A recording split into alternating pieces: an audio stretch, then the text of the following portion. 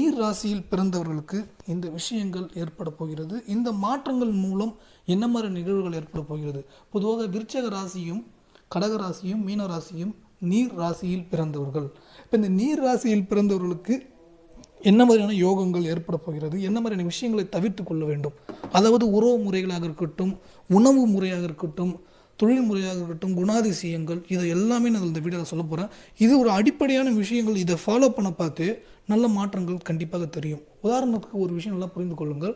இப்போ கடன் சுமையில் இருக்கிறீங்க, உடல் ஆரோக்கியம் பிரச்சனையில் இருக்கீங்க, எதிர்ப்புகள் அதிக அளவில் இருக்குது, தொழில் போட்டி பொறாமை அதிக அளவில் இருக்குது, உங்களை சுற்றி இருக்கக்கூடிய நிகழ்வுகள் எல்லாமே ரொம்ப ஆப்போசிட்டாக இருக்குது. எண்ணங்கள் மற்றவங்களுக்கு சில பேரோட எண்ணங்கள் சரியில்லாதனால நமக்கு ஒரு அந்த தாக்கம் அதிகமாக இருந்துகிட்டு இருக்குது அப்படின்னு உணரக்கூடியவர்கள் இந்த நீர் ராசியில் பிறந்தவர்களுக்கு எவ்வளோ பெரிய கடினமான ஒரு சூழல் இருந்தாலும் அதிலிருந்து மீண்டு வருவதற்கு ஒரு வழியாக இந்த காணொலியில் சில முக்கியமான விஷயங்களை சொல்ல போகிறேன். இதை அப்படியே ஃபாலோ பண்ணுங்கள், நல்ல ஒரு ரிசல்ட்டை கிடைக்கும். அப்படியே இந்த கோச்சார நிலையும் நாம் இந்த வீடியோவில் பார்த்து விடுவோம். இப்போ பார்த்தீர்கள் என்றால் விருச்சிக ராசிக்கு கோச்சார நிலையில் ஜூன் 2க்கு அப்புறம் எப்படி இருக்கும்? விருச்சிக ராசிக்கு பார்த்தீங்கன்னா, இப்போ விருச்சிக ராசி எடுத்துட்டிங்கன்னா கேது அமர்ந்திருக்கிறாரு. அந்த கேதுக்கு வீடு கொடுத்த செவ்வாய் தன்னுடைய ராசி அதிபதி அவர் எங்கே அமர்ந்திருக்கிறான்னு பார்த்தீங்கன்னா அஷ்டமஸ்தானத்தில் அமர்ந்திருக்கிறார். 6க்குரிய ஒரு 8ல் இருக்கும்போது கடன் நோய் எதிரியால் சில அவமானங்களை சந்திக்க வேண்டும் அப்படின்ற ஒரு சூழல் இருக்குன்னா, கடன் சம்பந்தமான பிரச்சனை சூழல் இருக்குன்னா, இந்த காலகட்டங்களில் நீங்கள் ஒரு சின்ன விஷயம் தான் செய்யணும். அதாவது நீங்கள் இருக்கக்கூடிய இடங்களில் அருகில் உள்ள நாய் உணவு கால்நடைகள், அதாவது பூனையாக இருக்கலாம், நாயாக இருக்கலாம், கன்றுக்குட்டிகள், மாடு, எதுவாக இருந்தாலும் உணவு மேக்சிமம் கொடுங்க. அந்த உணவு கொடுக்கும்போது 6, 8ன்றது அவமானம் இருந்தாலும் இன்னொரு முக்கியமான விஷயம் பார்த்துக்குங்க. அந்த 8ஆம் இடம் மிகப்பெரிய வருமானத்தை குறிக்கக்கூடிய இடம். நிறைய பேர் 6, 8, 12நாலே பயப்படுறாங்க. அந்த இடம் ரொம்ப அசுப பலன்களை கொடுக்கக்கூடியது. ஆனால் நிறைய விஷயங்கள், நிறைய விதிவிலக்கள் இருக்குது. அதை நீங்கள் புரிந்து கொள்ள வேண்டும். இது ஜாதக ரீதியாகவும் கோச்சார ரீதியாகவும் ராசிக்கும் சரி. அப்போ இந்த 8ஆம் இடம் உங்களுக்கு இந்த விபரீத ராஜயோகத்தை, எதிர்பாராத ஒரு பண வரவு, திடீர்னு ஒரு 50,000, 1 லட்சம், ஒரு 100, 500க்கு கஷ்டப்பட்டுட்டு இருக்கக்கூடியவங்க திடீர்னு ஒரு 1 லட்சம் ஒரு 10 ஒரு சந்தோஷமாக இருக்கும். சரி, நமக்கு லைஃப் இருக்குது, கண்டிப்பாக இந்த 1 லட்சத்தை வச்சு அது ஏதாவது அடுத்த ஒரு பிஸ்னஸ், அடுத்த ஒரு முயற்சி, அந்த மாதிரி ஏதாவது முயற்சி பண்ணலாம்ல, அப்படி ஒரு வழி கிடைக்கக்கூடிய சூழ்நிலை உண்டாகும். அப்போ விருச்சிக ராசிக்காரர்களுக்கு இந்த ஒரு பேட்டர்னை அடிப்படையாக பண்ணுங்கள். கோச்சாரத்தில் தன்னுடைய இடத்துக்கு 8ஆம் இடத்துல இருக்கிறார். அவரே ராசி அதிபதியாக வர்றாரு. லக்னமாக இருந்தால் லக்னாதிபதியாகவும் வர்றார் செவ்வாய். அவர் 8ல் போயிருக்கிறார். அங்கே சுக்கிரனோட சுபத்துவமாகவும் இருக்கிறார். அப்போ மனைவி வழி, நண்பர்கள் வழியில் திடீர் யோகங்கள் ஏற்படும். அங்கே புதனும் இருக்கிறார். அந்த புதன் தான் ஆயுளுக்குரியவர். அதே சமயம் அவர் மூத்த சகோதரர் லாபஸ்தானம், சித்தப்பா வழி உறவுகள், இவங்க மூலயமா ஏதோ சொத்து சம்மந்தமான ஒரு பிரச்சனைகள் போயிட்டு இருந்தால் கூட அது சம்மந்தமான விஷயங்கள் கூட கைகூடுவதற்கு வாய்ப்புகள் உண்டாகும். இப்போ அடுத்தது கடகராசி எடுத்துப்போம். கடகராசியை பொறுத்த வரைக்கும் ரொம்ப ஒரு தாயை போல குணம். சந்திரன் பொறுத்த வரைக்கும் உறவில் தாயை குறிக்கக்கூடிய ஒரு உறவு, தாயை குறிக்கக்கூடிய ஒரு கிரகம். இந்த கிரகம் பார்த்திங்கன்னா தன்னுடைய இடத்துக்கு பாதகாதிபதியாக வருவார், விருச்சிகத்துக்கு பாதகாதிபதியாக வருவார். ஆனால் அந்த சந்திரன் பார்த்திங்கன்னா இந்த செவ்வாய் மனை குழந்தை ஸ்தானமாக வரும். அப்போ தாத்தா வழி உறவுகளால் பணம் வரக்கூடிய சூழ்நிலை, தாத்தா வழி உறவுகளால், குழந்தைகளால் அதிர்ஷ்டம், இந்த மாதிரியான வாய்ப்புகள் எல்லாம் இருக்கும். இப்போ பாருங்கள், கடகராசிக்காரங்களும் இந்த காலகட்டத்தில் 7ஆம் இடத்துல சனி அமர்ந்திருக்கிறதுனால நண்பர்களிடையே பிரச்சனை, கணவன் மனைவிடையே சண்டை சிக்கல், இதே மாதிரியான நிறைய பிரச்சனை, நிறைய விஷயங்களை சந்தித்து கஷ்டப்பட்டுட்டு இருக்கவங்கள முக்கியமானவங்க கேட்டால் கண்டிப்பாக கடகராசியை நம்ம சொல்லலாம். அப்போ இப்படி ஒரு சூழ்நிலையில் அவஸ்தைப்பட்டு இருக்கவங்களுக்கு ஒரு முக்கியமான ஒன்று சொல்கிறேங்க.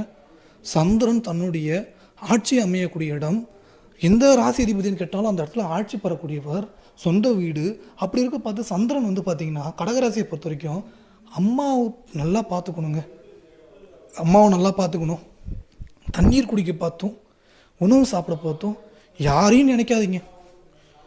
சாப்பாடு சாப்பிட பார்த்து, தண்ணி குடிக்க பார்த்து, டீ குடிக்க பார்த்து, காஃபி குடிக்க பார்த்து, உணவு சாப்பிட போது எந்த ஒரு விஷயத்தையும் நினைக்காதீங்க. கோவப்படவே படாதீங்க. அந்த சாப்பிடும்போது என்ன நினைக்கணும் அப்படின்னு கேட்டிங்கன்னா, எனக்கு அதிக அளவில் பணம் வந்து கொண்டே இருக்கிறது, எனது மனைவி, எனது கணவர் மீது பாசமாக இருக்கிறேன், நான் உண்மையாக இருக்கிறேன், எனக்கு எல்லாமே சிறப்பாக அமைந்து கொண்டிருக்கிறது, அந்த மனநிலை வேண்டும். ஏன்னா ராசி அதிபதி 2.5 நாட்களுக்கு ஒரு முறை பெயர்ச்சடைந்து கொண்டே இருக்கிறார். ஒரு மாதத்துக்கு 12 வீடு சுற்றி வந்துடுவார்.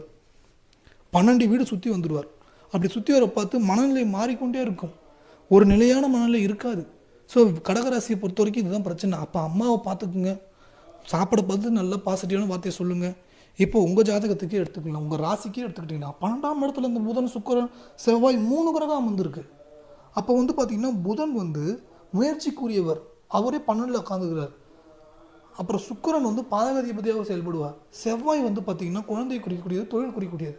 அப்போ தொழில் உத்தியோகத்தால் விரயங்கள் ஏற்படுது அப்படின்னு பார்த்து இதை தடுக்கக்கூடிய சூழ்நிலையாக இந்த சந்திரன் ஏற்படும். அப்போ சந்திரனுடைய காரகத்துவம் உறவில் அம்மா, உணவு குறிக்கக்கூடிய கிரகம்.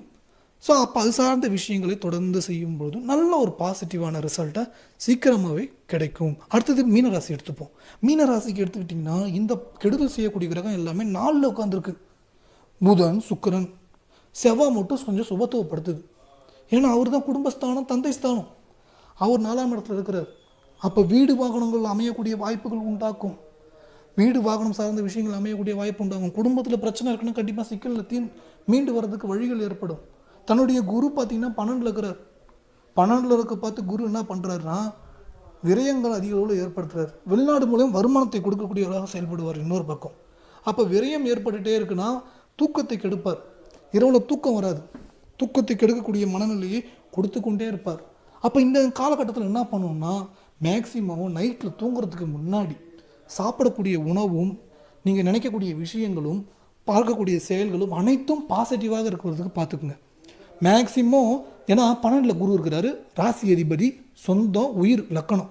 அதாவது மீன லக்கணமாக இருந்தாலும் லக்கணத்துக்குரிய அவர் வந்து உயிர். அப்போ ராசிக்கு எடுத்திங்கன்னா உடல். ஸோ அது ரெண்டும் சேர்ந்தது தான் உடல், உயிர் ரெண்டும் சேர்ந்தது தான் ராசியும் லக்கணம்.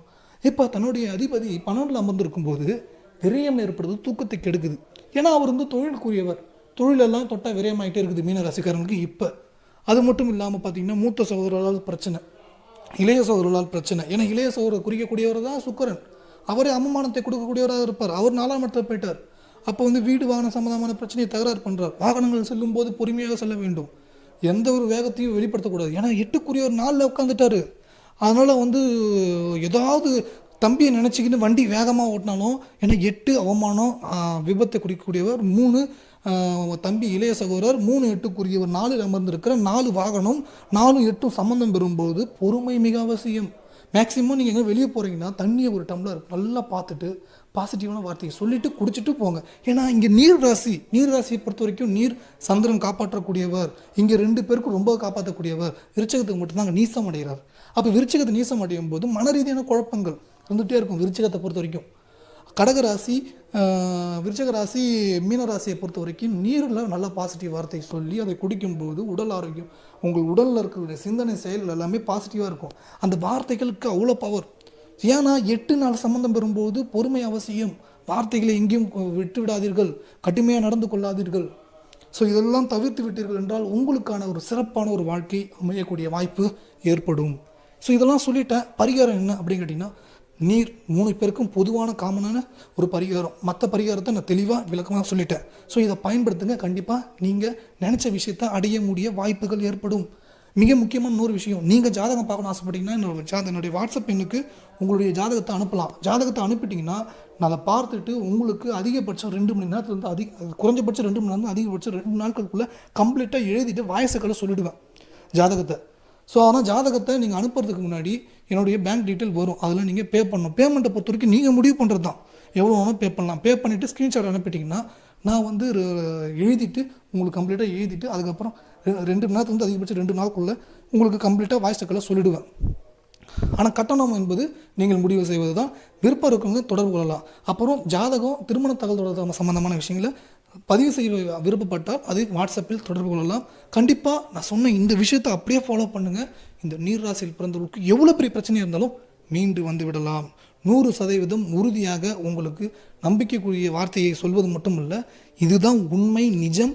கண்டிப்பாக உங்களுக்கு சாதகமான வாய்ப்புகள் அனைத்தும் இனி வரக்கூடிய காலகட்டத்தில் ஏற்படும். பாசிட்டிவான ஒரு கமெண்ட்டை சொல்லுங்கள். நான் நினைச்ச விஷயத்தை அடைந்தே தீர்வேன் அப்படின்னு ஒரு கமெண்ட்டில் பாசிட்டிவான விஷயத்தை சொல்லுங்கள். மீண்டும் ஒரு நல்ல வீடியோ சந்திப்போம். கண்டிப்பாக இந்த வீடியோவை மற்றவர்களுக்கும் பகிர்ந்து கொள்ளுங்கள், ஷேர் பண்ணுங்கள்.